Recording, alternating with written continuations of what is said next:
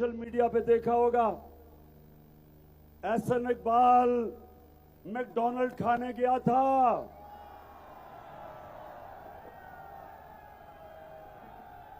McDonald खाने गया था तो क्या आवाजें लगी?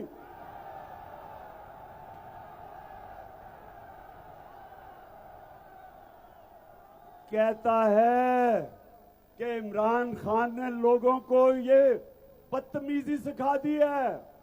और एहसन इकबाल झूठे अरस्तों, ये बदतमीजी नहीं है, हकीकत है। तुम चोर हो।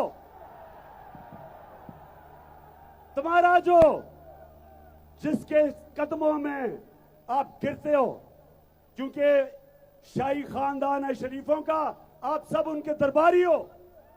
आपको पता है कि नवाज शरीफ इस मुल्क का सबसे बड़ा डाकू है। जरदारी के साथ मिलके इन्होंने मुल्क को मकरूज करवाया।